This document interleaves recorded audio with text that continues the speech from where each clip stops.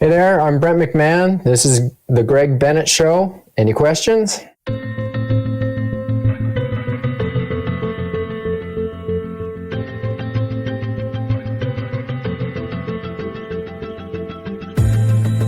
Welcome to the Greg Bennett Show, presented by Any Question. I'm your host, Greg Bennett, and I've just finished a wonderful conversation with a longtime friend, Brent McMahon. Brent is one of the sport of triathlon's all-time greatest athletes. He's won everything from super sprint races all the way up to Ironman, and in fact, his Ironmans that he have won, on debut, he went a 7 hour 55. He then backed that up by winning IM Brasil in 7 hours and 46 minutes. Just outstanding performances over the Ironman. And in this episode, we really just discuss the Kona Ironman World Championships that just happened and some of the standout performances there. We then rewind the clock and look at Brent's journey and the path that he's taken and everything that he's learned from his highs and lows over a 25-year career. The big takeaway from this one is the fact that he's worked with the same coach, Lance Watson, for over 25 years. I don't think there's a longer coach-athlete relationship in any sport anywhere in the world. And I just think that's a phenomenal story in itself. I have planned to have them both come on the show together at some point, just talk about that relationship, because it really is quite something else. We finished with some rapid fire questions, and it's just a lot of fun to catch up with a longtime friend in this episode, and I hope you enjoy it as much as I did. A little bit of housekeeping before we go on. Thank you all so much for listening and sharing. And again, the feedback, I always appreciate any of that. So thank you. You can also find Brent McMahon on Any Question. And that's if you go to anyquestion.com or if you go to Any Question in iOS or Android. And you can find Brent there. Go and ask him a bunch of questions. He's ready to answer them. Although he did say with only a couple of weeks to Ironman 70.3 Worlds, he'll probably wait till after 70.3 Worlds to get back to you all. So go and ask him questions after this episode, and he'll be ready to answer them. Thanks again for listening. I hope you enjoy this one as much as I did. And remember, success comes to those who endure just one moment longer.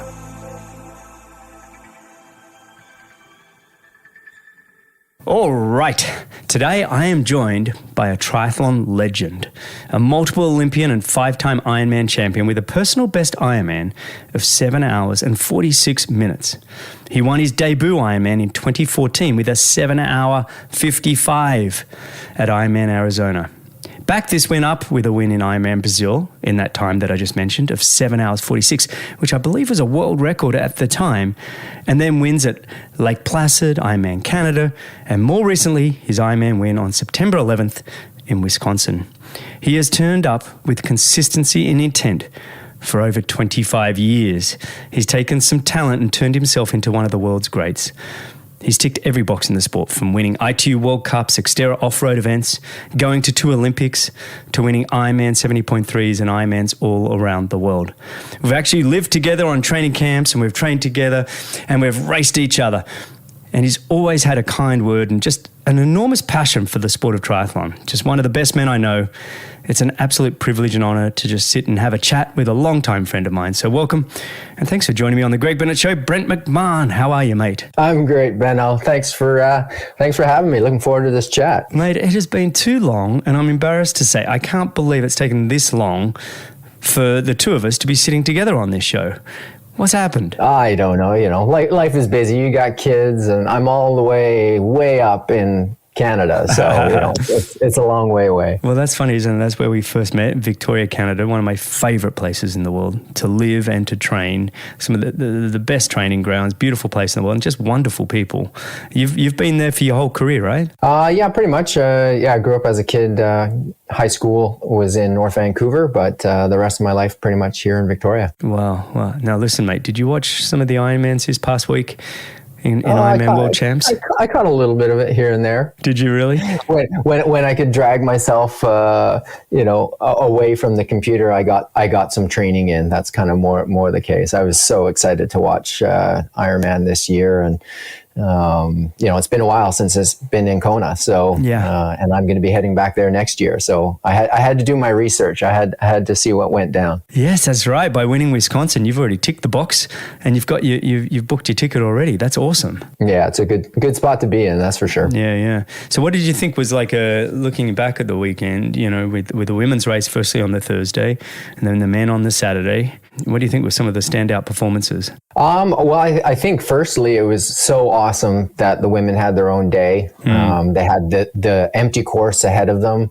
They could race how they wanted. They had all the attention on them. So that was super cool. I'm so glad Ironman is finally doing that. They're going to be doing it in 70.3 Worlds as well. So that's a great standard for them to start doing, because it was so good just to see them have at it and just watch the whole race, and watching Chelsea just be so stable and consistent, but actually be able to see it and have them cover it. And it was super cool. And that was pretty awesome for her to come rookie year, first American in a long time. I think everybody agrees that's a standout performance, and probably the best field that's ever, gathered on the Kona course for women. And that's a huge highlight as well, is just seeing how competitive the women's field is now. And that, and they were talking about on the coverage with the drafting penalties and stuff, but that's evolution of sport. That means there's a lot of women really close to each other and really at the top caliber. That's a good point you make about,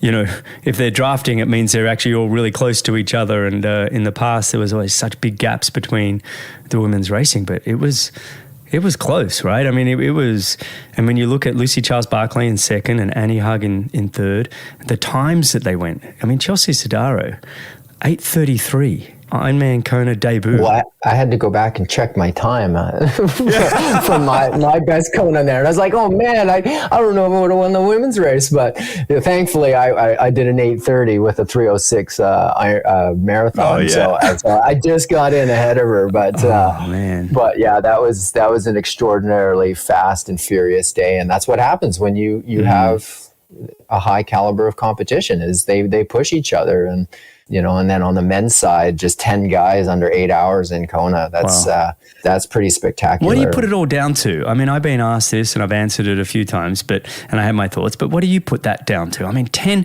it was only 4 years ago and no one had ever gone under 8 hours. It was 2018 and somebody finally went under. Or was it 20? It was 2018, yeah, when Patrick Lunger went under. Yeah. But, I mean, 4 years ago, and now we're saying they're top 10. Yeah. It's like when they broke the 4-minute mile, isn't it? And it's suddenly everybody's just going to go break it. Yeah, well, exactly. And you're seeing that around the globe with sub 8 hour Ironmans. Well, you did it on debut. You were I think you were the first ever. Were you the first ever rookie to go under 8 hours on their first ever Ironman? I think you were. I was, yes. Yeah. And it was at the time, it was the fastest first ever Ironman as well. It's since been broken, but well, yeah, it's when you got to win a race, you got to do it fast. And so as they get more competitive, you got to go faster. And that's what's happening in Kona. And I think a bit with Kona is the conditions are quite a bit different than they have been in the past. Yeah. We're getting more and more years now where there's no wind or very little wind, or it's only coming in at the end. The first year I did it, in 2015, we had quite a bit of crosswind starting pretty much, I'd say 30 miles into the bike. And so that's breaking up the groups. That's making everybody work hard. That's making, the fastest bike that day was, I rode a 427, Jan rode a 427. We were all in that 420 area, and that the fastest time was maybe just under 420. Well, this past weekend, the whole entire field was under 420, and the course record was 404 and change. Sam Laidlow, 404. So you take 20 minutes off the bike. Well, that gets you under 8 hours pretty quickly. So doing sub 4 hours on the bike is, it has a huge, impact on, the overall time, obviously. Right. So, I think ideal conditions, especially in Kona, make such a big difference when you don't have those winds. And then when you look at it too, when you're doing an Ironman, if you're chopping 30 minutes off your race, that's huge. Yeah, fueling, overheating, hydration. Yeah. And it means you're, and that obviously we all know the day gets hotter as you go on. So if you're finished a half an hour earlier, That has quite a big impact. And conversely, my race in Wisconsin, we were kind of half an hour longer than what I'm, usually racing, if I'm usually racing around 8 hours. Well, I was 8:30, whatever, 8:35 or 8:36 in Wisconsin. And I actually ate all my calories and then had to take some off course because I was out there longer and it was colder. And, so there's a number of factors why it was, so fast. But then you look at the caliber of guys and, there was a lot of guys pushing that bike. And so that makes everybody try and keep up. So, I mean, you've been around so long. I'm aging you right now. Yes, I have. Mean, you've really seen, the training and the science come in and change the sport. You've seen the equipment on the bikes and the running shoes. How much impact is that having across the board? Not just Kona, but when you look at the entire sport, it's like it's getting faster and faster. And how much is it due to just raw talent coming to the sport versus it is better training and better equipment? Yeah, I think it's definitely kind of a trifecta of things. It's competitiveness, so it's faster guys coming in with different skill sets, pushing the boundaries in each of the sports. I think its technology is getting just more and more refined. I don't think there's a lot of new technology. It was interesting. They talked about a fair bit about that during the broadcast, that, we're seeing stuff that was around like 20 years ago. It's just done better and lighter and stiffer and, those kind of things. So you are seeing some new tech for sure. But you're just seeing further and further refinement, and then thirdly, it's just, people going after it and having the education to push themselves. I think in the past, especially when I was younger, you just push hard and then you fail. And then you go, okay, that was too far. And then you dial it back and then you play around with it. But now we have so much data to learn from and to draw parameters so that you can really train in that sweet spot for you specifically. And that's what I think is such a game changer right now is we're not doing other people's programs and seeing how they work for us. Athletes are able to go, okay, this is the type of athlete I am. This is the type of engine. This is the type of calories. This is the type of hydration that I need to do. And then they practice it day in, day out, every day till it's absolutely perfect. And they're getting the absolute most out of their training. And so it's that education part that's really, allowing athletes to become better and better. And it's not that, the human body is improving. It's just we're learning more about it and how to use it better. I love that. Well said, by the way. It's like, we're learning how to just absolutely optimize the gifts that you have. Right. Whereas I think my generation, going back a bit, it was a little bit of that just caution to the wind. And it was like, well, just train harder, and surely training really, really hard. If I train harder than Brent McMahon, maybe I'll beat Brent. And if you train harder than Greg Bennett, you're going to beat Brent. Now it's like, no, train specific to you, optimize your individual talents and see what you can get and do that consistently over time. That's really cool. Hey, so what do you think in the men's event? I kind of feel like the Norwegians we all expected to do something outstanding, right? No surprises there, but Sam Laidlow and Max Newman, I mean, those two performances. Yeah. I don't think anybody predicted those two. I think, the race of the day for sure was Sam Laidlow. Gustav, good on him. Same with Blumie. We kind of all expected a version of that. But for Sam to put himself out there in the way that he did. The swim and the bike, by the way. Oh, totally. Yeah. It was like he just dominant. Yeah. And I'm sure he was confident in his ability to swim and bike. And he was probably like, I can probably put together a good day and push. But I'm not totally sure that he thought he'd be holding that front of the race for that long and be coming down in second. But that's the beauty of racing, and racing in Kona and racing at the Ironman World Championships is sometimes you take that risk and you're given that opportunity, and some people rise to the opportunity and they hold it well above what people expect, and maybe even what you expect, because you're there in that moment. And I think for him, that's what he did, is he's like, oh, I'm here and I'm going to embrace this, and I'm going to do whatever I can. And, you saw a little bit of, weakness here and there on the run where he went through a rough patch, but that's life. That's Kona. Like we all have rough patches there. So he just owned his position, and that was pretty cool for him to take that risk, to go after it, and then hold strong. I agree with you. And then Max Newman, we're not really talking about him, but 7 hours 44. Yeah. Amazing. Yeah. And he was one of those guys that, really was like, hey, everybody's saying this stuff about these Norwegians. I'm going to have a go at them. And so, maybe he came up, a little bit short, or maybe people will say, oh, well, he shouldn't have gone after it at the start there. And, but that's, he raced. Sometimes you take a risk, and you roll the dice and you go, I'm going to go after it and see if I can get on the podium and crack one of these guys. Yeah. He didn't believe entirely in the Norwegian hype. He was like, you know what, these guys can be beat, and so he took a crack at it, and that's also super cool. And he didn't let up. He was waiting for Kristian or Gustav to blow, or one of them. Mm-hmm. He ran to that finishing line believing one of those three was going to blow and he'd be on the podium. Yeah. So hats off to all of them. It was really fantastic.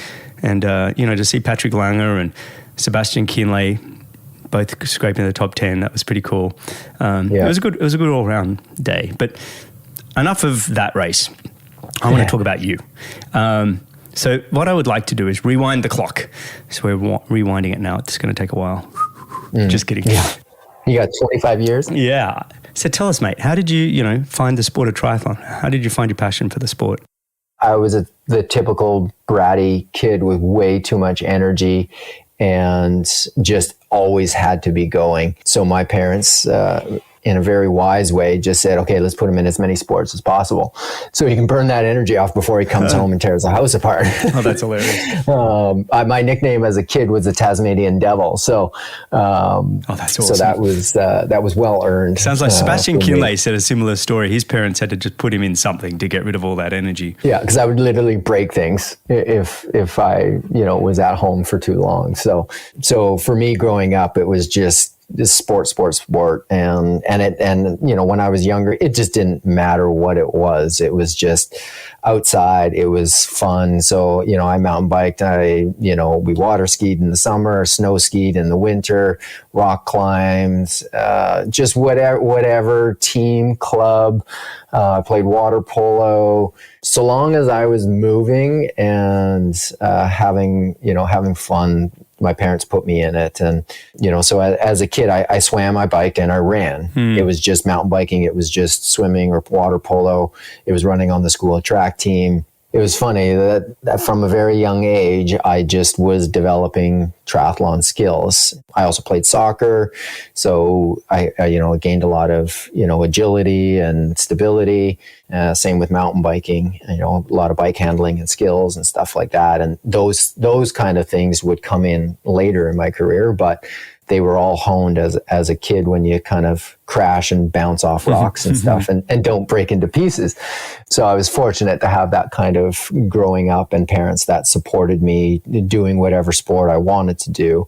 And because they knew it would get rid of that energy. And so for me, I did my first triathlon when I was 10 years old. Wow, is that right? Here in Victoria, yeah. So what year was that? So you were born in 80, right? So 1990? 80, yeah. So in 1990 was my first triathlon. And it was the Victoria Youth Triathlon, which is still going today. They swim at the University of Victoria swimming pool. And so you do your few laps, and then there's actually like a perfect circular road around the campus.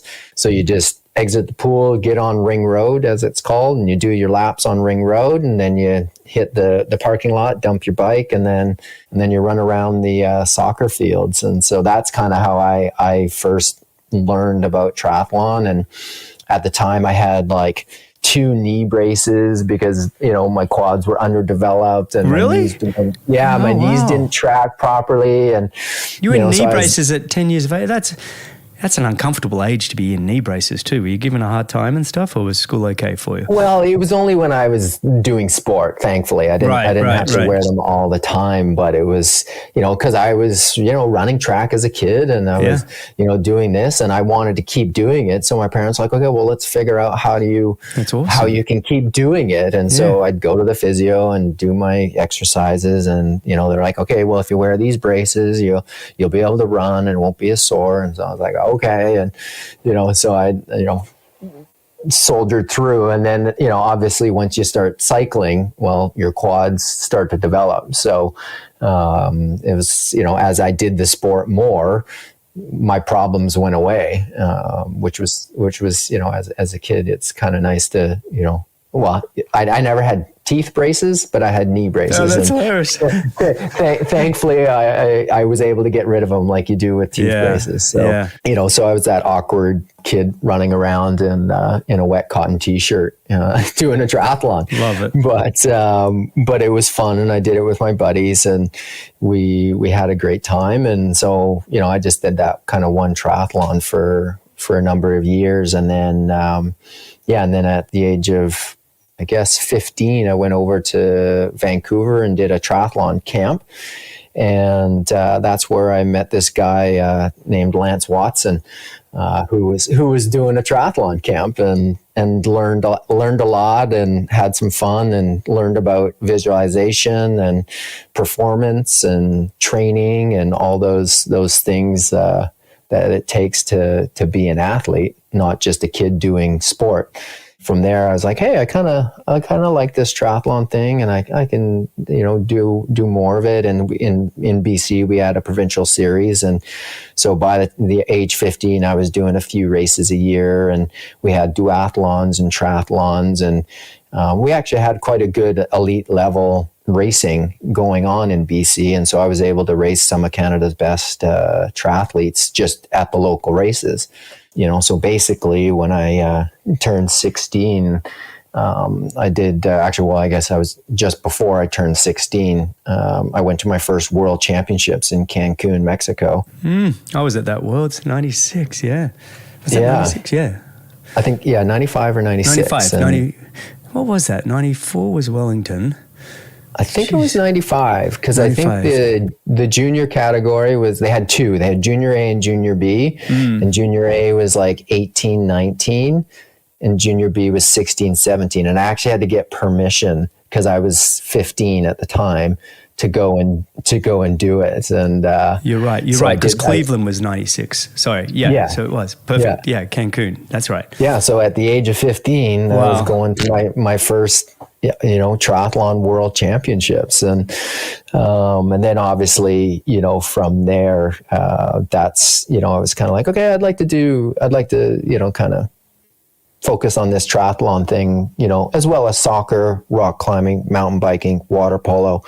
But I'd like to also do this triathlon thing. And so basically I play all the other sports all through the year. And then in the summer, I do triathlon, and that's where I've first started working with Lance. So that was just to let all the listeners know, this relationship, this coach-athlete relationship, is the longest in the history of the sport, probably all sports. You guys have been together, 26 years, 27 years? Yeah, since I met him in 1995, and then he started to help me with training the summer of basically 96, I guess. My goodness. That is in itself, just the data collection and working with an athlete, that's a whole story in itself. I'm going to bring you and Lance back on the show together, because I want to dissect that even more, because that's quite incredible. In terms of a lot of fun. Any kind of relationship to last that long these days is incredible. Most marriages can't get anywhere near that. Coach athlete, you guys have been able to work together in a high tension environment, from Olympic Games to winning major Ironmans, going to all the world championships that you've been.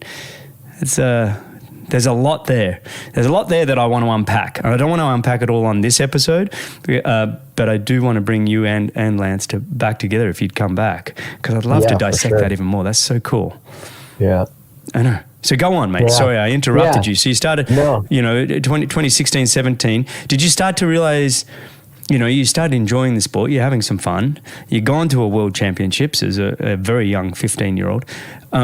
Was there a point where you're like, actually, I got a little bit of talent here. Like this is pretty good. Was there a moment, or was it over time? It was definitely over time, and that was the beauty of starting to work with a coach at a young age, and not just a coach, like a wise and a smart coach that could identify talent and understand an athlete, and have him go, okay, yeah, I'll help you, and I'll give you some guidance, and no, you don't need to train all year round. You can still have your fun, still do your water polo, still play your soccer, your team sports.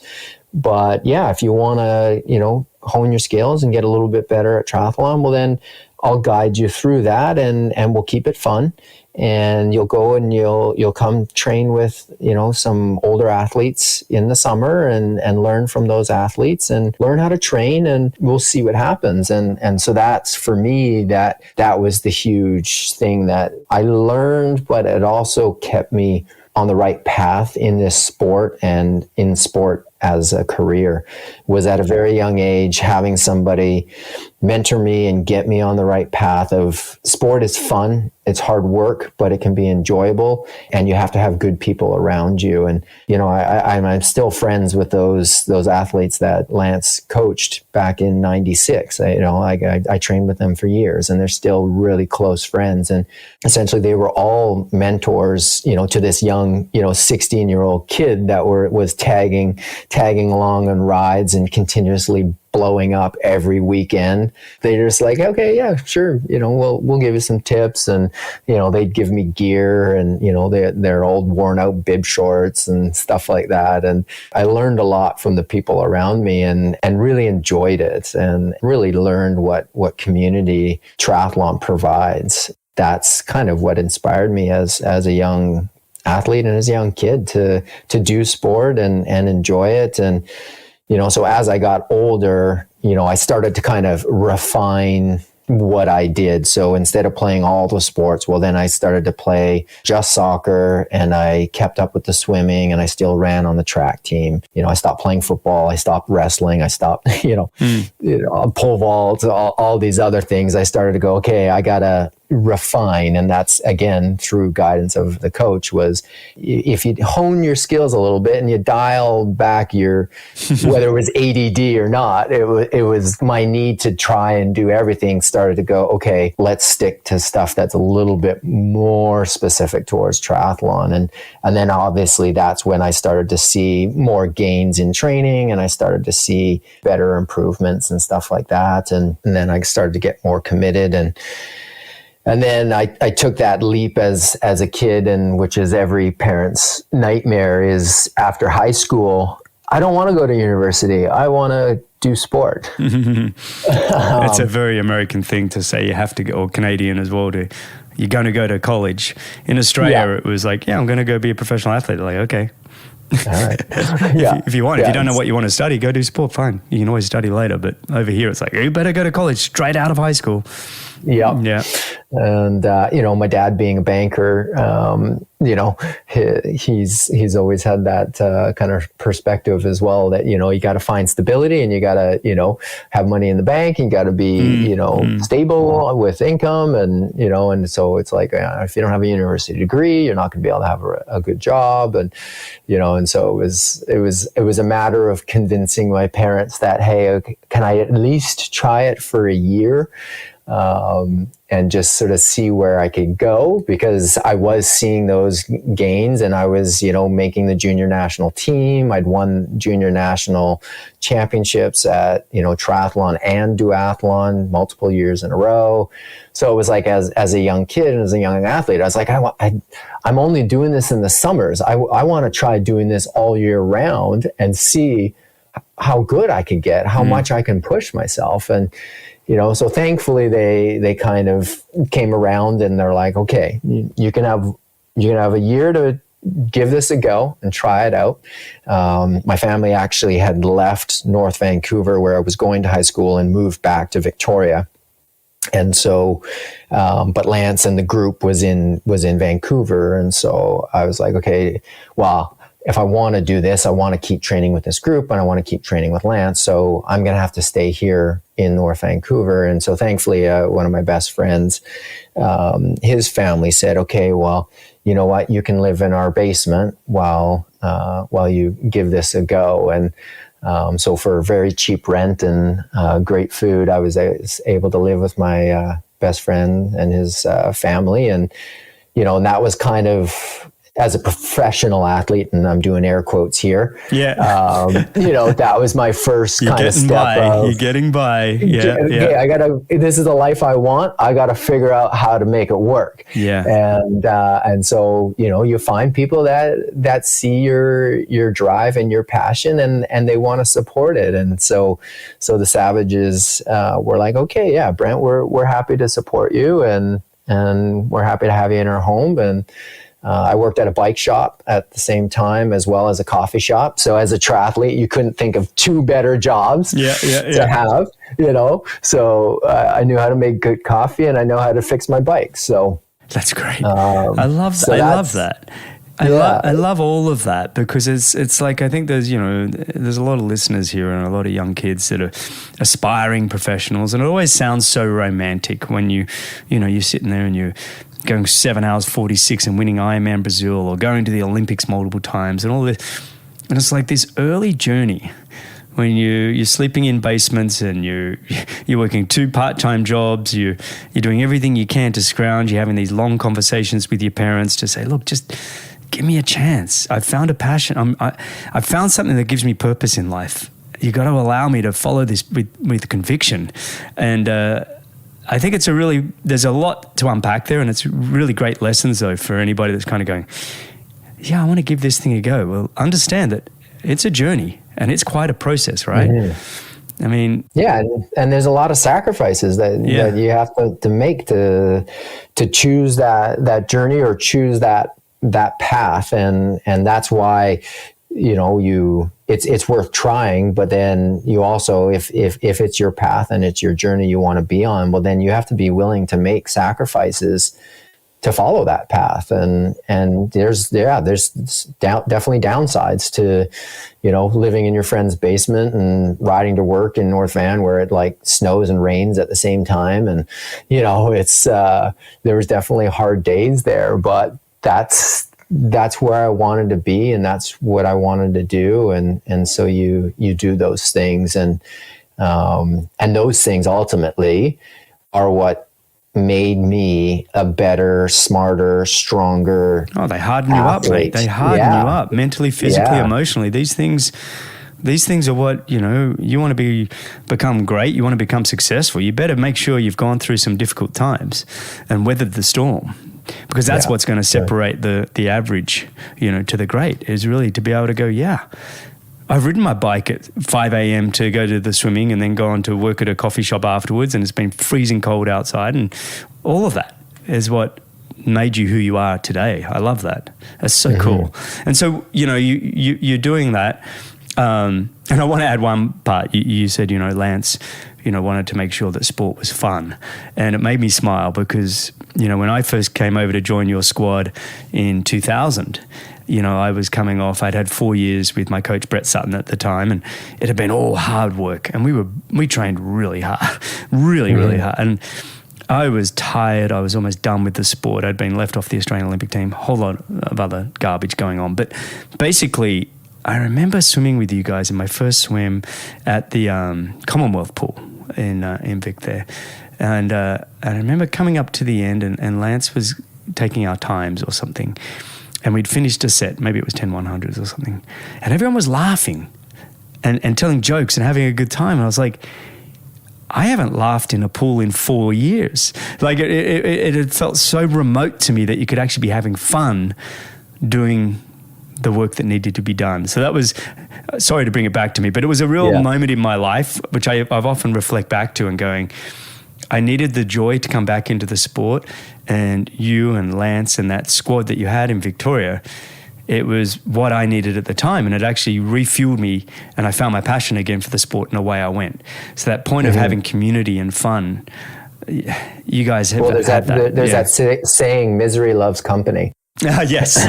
Yes. That is very easily applied to a training group and training environment. Is we're all in misery and we're sharing it, but there's a love for it, and it definitely makes it easier when you're doing it. with other people. It was fun, mate. It was fun, and that's when you and I first met in 2000. So you're only 20 years of age, but when did you? Was at that young age? That 1 year. That you basically say, look, give me 1 year. Let me pull the trigger and go all in, and let's see what can happen. Did that 1 year then turn into 2, 3, 4, and you just kept progressing? Well, yeah, and coincidentally during that year, that was in 2000. And guess what happened in 2000? Yeah, when Simon Whitfield, our training buddy, decides to go win the Olympic Games, huh? First ever. So, that guy that I'd watched race and, had raced on those courses, not one-on-one because I was in the junior category at the time, but at World Championships, this Canadian guy that was, kicking butt and was probably a bit of an underdog going into the Sydney Olympics, and then he comes out with the gold medal, and that's right when I'm trying to decide what I'm doing with my life, and am I committing, and and this and that, and that just really watching Simon come across, and Lance have coached him there, that really solidified that this is something I want to do. I want to go to the Olympics. I want to see how far I can push myself. And I've got people around me that know what it takes and have been there. So for me, and I think also that's what allowed my parents to also understand that, I'd obviously made sacrifices. I'd made the commitment. I was dedicated, and that I had people around me that were going to take me on the path in the right direction. And, I was training, with Simon and, doing, crazy camps in Australia as a young Well, that's young where we athlete. started sharing places, didn't we? From 2000 to 2005, and staying with our friend Neil Larkin. Big shout out, Larks. Yeah, Larko. Yeah. I mean, those to me, when I think of those memories, it just puts a smile on my face. They were fun camps in Noosa, Australia. They were fun camps in Victoria, Canada, and we raced and trained around the world. And you were this young and up-and-coming guy, and I was trying to take down Whitfield, even though we were best buddies. He was the Olympic champion, and I wanted to be world number one. And so we had this kind of... It was a friendly rivalry tension within the group, but we were still mates. But we all got the best out of each other because of that environment. Do you know what I mean? Yeah, and a great way of looking at it is, your sparring partners. You are literally sparring in workouts. You're pushing each other. You're trying to do that one more better interval than the guy that you're training with, because you're going to have to hit, like you said earlier, you're going to have to get on the race course and you're going to have to beat them. Yeah, and so it's like you're equally training hard and trying to push each other, and your friends, outside of the workout, your friends inside of the workout, and sometimes you're not friends inside the workout because you piss each other off, or you're one guy's just having too good a day. But that's all the beauty of training dynamic in a group, and when you have high caliber athletes all pushing. Sometimes there's the blow-ups, which, especially when you're living together as well, you spend a lot of time with a bunch of guys and you're tired. all living together. And you're tired. you're tired, you're hungry, you're all trying to save money. And there was definitely some massive blow-ups between me and Simon. And Lance had to manage a lot of that. And To Lance's credit, he's a young guy, but he did great. Yeah. But mate, when you look back at your career, highs and lows, let's look at your greatest highs. Tell me, what do you think stands out? There's definitely, been a few. It's funny, a high and a low are intertwined. I can't have one without the other. Yeah. And you wouldn't on paper go, oh, that's a high. But for me, qualifying for the London Olympics was probably one of my career highs. Not just, qualifying for the Olympic team, but it was the journey to make that team. There was a lot of factors, but the reason it was so high was because it came off of not being selected to the Beijing Olympic team, even though I qualified the spot for Canada. And that's right. They sent like domestics or whatever to work for Simon, didn't they? Was it like they just handpicked a team? Right. Yeah. And, so you do all that hard work as an athlete and, race all over the world. And like I said, make all those sacrifices and do all those things and go do all that miserable stuff.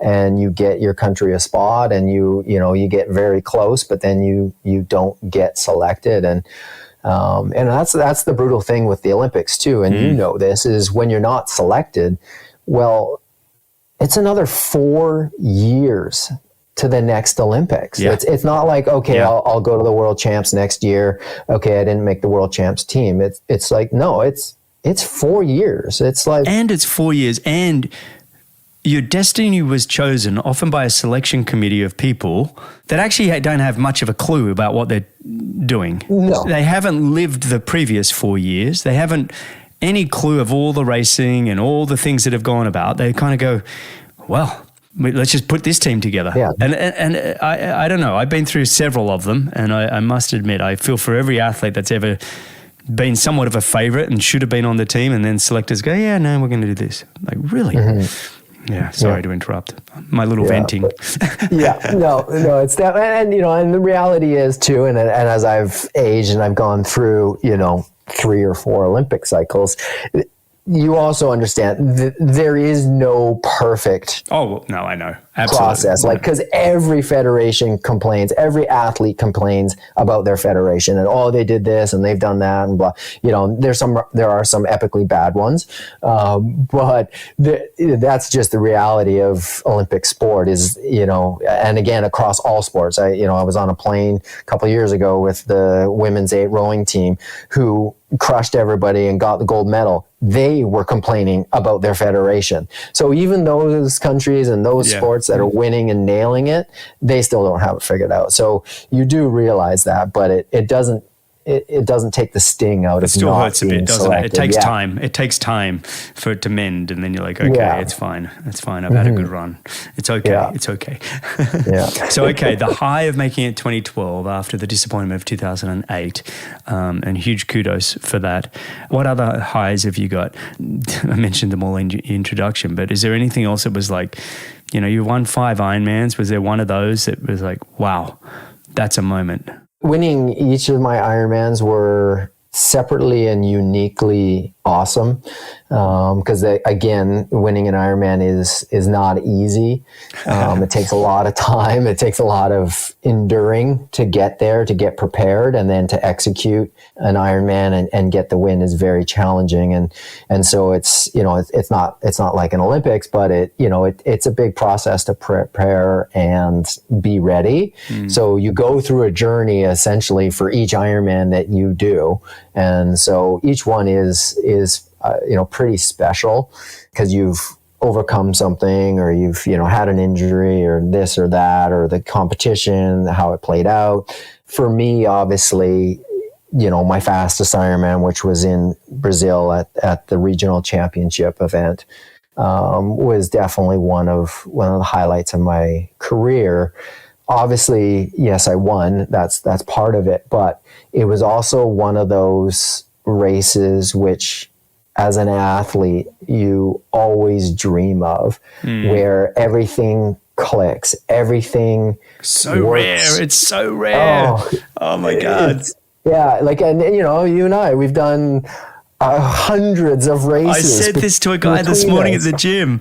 I said, I think I did over 500 races, and I can tell you somewhere between 3 and 5, I thought. 3 or 5 of them, I thought, yeah, they were near perfect. You know, it's like that's nothing. It's like less than 1%. Yeah. Yeah.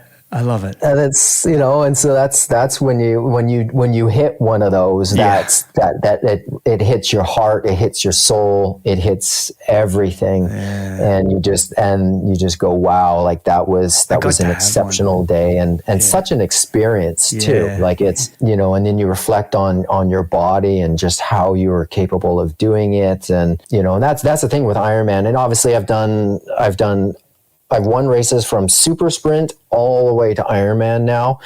Maybe I'm going to do an ultra. I don't know. I love it. But as you go up in distance, the amount of time that you need to be on lengthens. And so that's what's so exceptional and interesting about Ironman is just the duration of time you have to push your body and to keep it at such a high level for 8 hours. It's a challenge in itself, is just how to stay motivated and how to stay persevering and on top of all the little details that you need to in order to execute that perfect Ironman. And, and again, I've done lots of Ironmans and many have gone crap and many of them have gone well, but not well. And Brazil was just, you're just like, wow, like you finish and you're like, how was I possibly able to just be on it for that long? And it's a pretty special experience. And unfortunately, I didn't quite get the world record. I missed it by 10 seconds. Was it really 10 seconds? Yeah, it was 10, and that was Lance's fault. I'm completely throwing Lance under the bus here. My goodness. It's 100% his fault that I don't have the world record. Get rid of him. Because he was in charge of taking the splits. I was going through the run and I was feeling like really solid and really comfortable. And as you do in an Ironman, you never count your eggs before they're hatched. Absolutely. So I had like 11-minute lead with 10K to go. But you don't go, oh, I've got it made, because in an Ironman, all it takes is like your stomach to turn on you and you to go to the porta potty, you to walk for a while, and the race is right back on you. And so I was just like solidly, okay, I got this, but just be super calm, super stable, just get to the finish. And so Lance, gives me a split and he's like, okay, yeah, you're on pace for a sub 8 hour. And I'm like, great. I've already done that twice. So great. That's great. I'll just keep ticking it off. Mm-hmm. And then with a mile to go, the guy says to me, I got our K markers screwed up. You're near the world record. And I was just like, what? You're telling me at a mile to go? It's not a lot I can do here. I'm like pretty much on the world record, but I've only got a mile to deal with it now. And so I'm just like, oh gosh. So I again, air quotes, sprint. Yeah. And it felt like sprinting. I bet. You're now cracking 6-minute miles.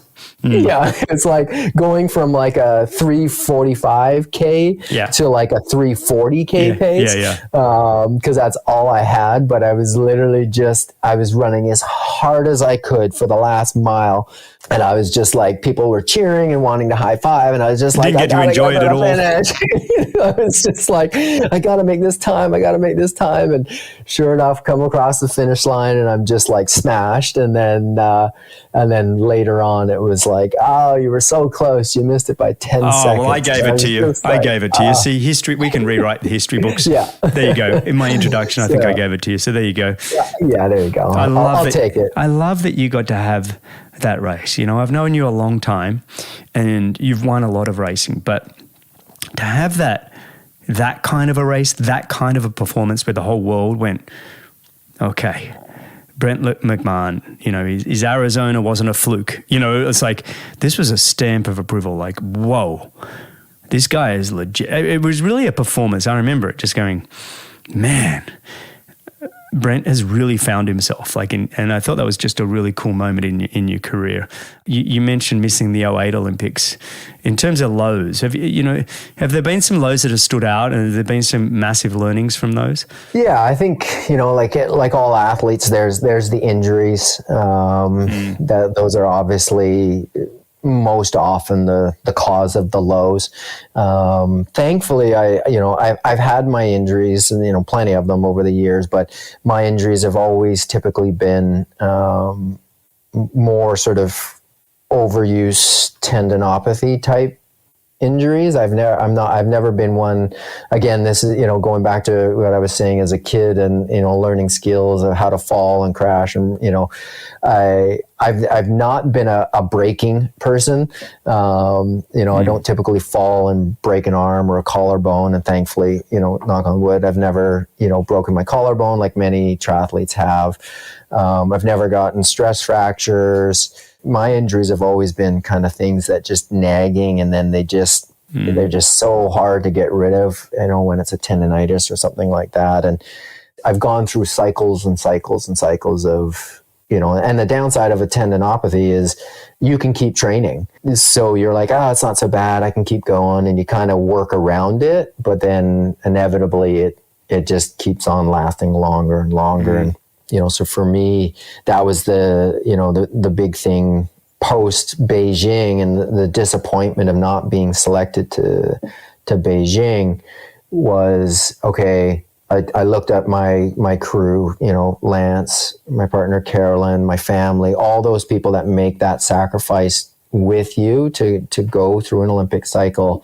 I went to all those people and I said to them, okay, like, it's another 4 years to London. Do I keep on this path, or do I go and do something differently? And they listened, and I said, I'm not ready to leave ITU racing and leave my journey to the Olympics. I want to go again, and I'm going to do another 4 years. And they were like, yeah, we'll support that, and we'll be with you. During that time, during that window between Beijing and London, I actually went and did my first 70.3. I also did some non-drafting races. I went and did the series that you used to destroy all of us at. I had my moments. Race to the Toyota Cup, or the Accenture series, or the many different iterations it went through with the Chicago Triathlon, the LA Triathlon, New York. I saw you go and do those races, and I was like, okay, yeah, I gotta try this to see if this is something that I also want to do, because I'd already gone through after the Athens Olympics. Again, as an athlete, you're trying to figure out how to make money. I went and did Xterra because I grew up mountain biking as a kid. So I was like, hey, I'll do this Xterra thing because it's like an off-road triathlon, which I'd probably be pretty good at. Well, and I was pretty good at it. And, and so that's for years between, around Athens and up until Beijing. I did Xterra, and I did Xterra Worlds, and did that as, in order to make some money to keep on my Olympic path. So for the Beijing to London phase, I was like, well, I'll try some of this non-drafting stuff.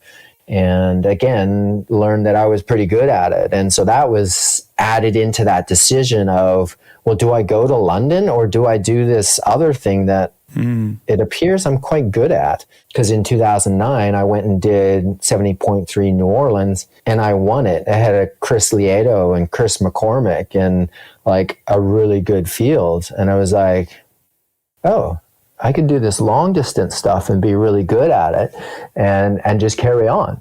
But as an athlete, you really found your mark the longer you went.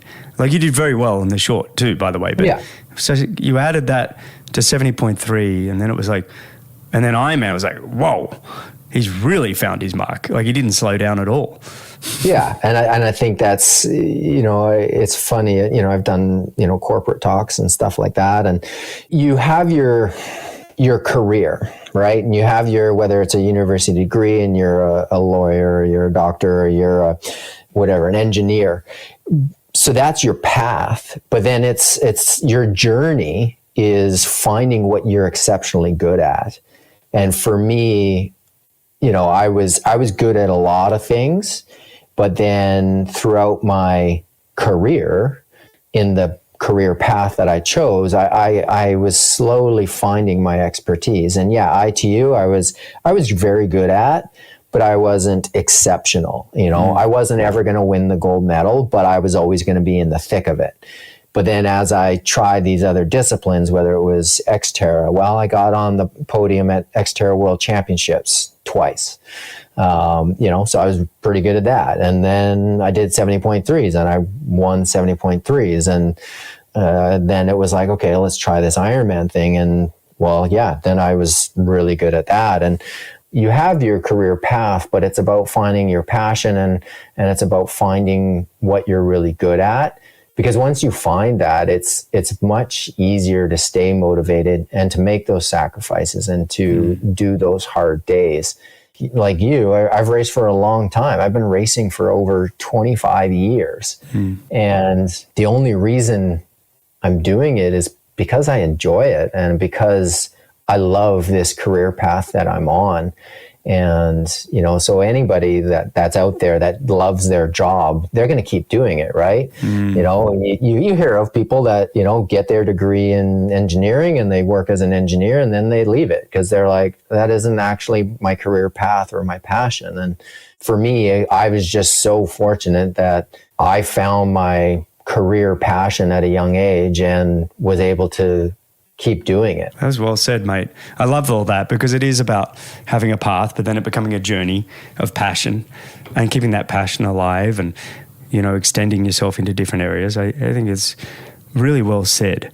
I'm curious, what I want to do now actually is, it's been a really good conversation. It's been great to just hear your journey and just your passion for the sport and your highs and lows. I think what I'd like to do is before we finish up is have a bit of fun and finish with We don't have fun, Benno. We're going to have some rapid fire questions. So you have been doing Ironman now for quite some time, and I am going to test your fast twitch fibers here. Rapid fire questions. All right. You up for it? Sure, why not? Can I write them down and think about it for a while? No, there's no thinking, mate. This is like boom, boom, boom, boom. By the way, nobody does these fast, as much as I'm putting pressure on you. All right. First car you owned? That would be a Subaru Impreza. Nice. I think I remember that one, actually. Well, I've only owned 2 cars, so that's an easy answer. Well, there you go. And both of them are cars that I've always wanted, so that's the thing. I have my goals, I go after them, and I get them. So, and I love it. You stay true to your word. You stay with something for a long time. All right, here we go. Favorite Netflix or streaming show that you'd want to watch, that you think everybody should go watch?